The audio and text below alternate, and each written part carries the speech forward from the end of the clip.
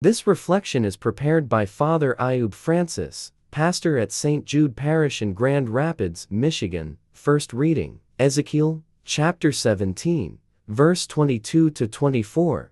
In this passage, the Lord speaks through the prophet Ezekiel, using the metaphor of a majestic cedar tree to represent his kingdom. God promises to take a tender sprig from the top of the cedar and plant it on a high mountain, where it will grow into a noble tree, providing shelter for all kinds of birds. This imagery emphasizes God's sovereign power and his ability to bring about life and growth from small, humble beginnings. It reassures us that God's plans, though they may start small, will come to fruition and surpass our expectations, providing protection and sustenance for all who seek refuge in him. Responsorial Psalm, Psalm chapter 92, verse 2 to 3 and 13 to 16. The responsorial psalm praises God's faithfulness and righteousness. The psalmist exclaims how good it is to give thanks to the Lord and to sing praises to his name. This psalm draws a beautiful picture of the righteous flourishing like palm trees,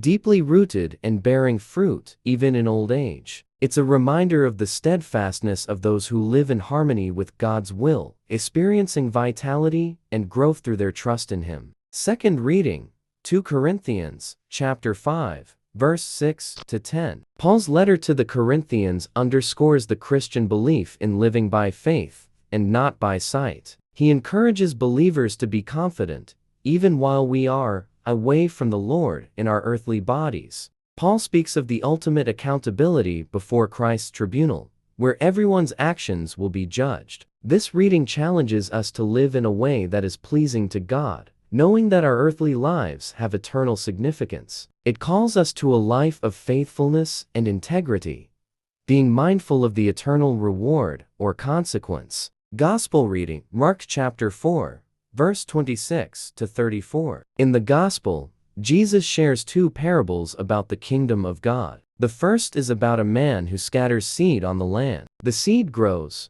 first the blade, then the ear, then the full grain in the ear, without man's understanding of how it happens. This parable highlights the mysterious and gradual growth of God's kingdom, which unfolds according to God's timing and power. The second parable compares the kingdom of God to a mustard seed, the smallest of seeds, yet when it is sown, it grows into the largest of plants, providing large branches for birds to nest. These parables teach us about the unexpected and abundant growth of God's reign, starting from the smallest beginnings. Have a blessed week.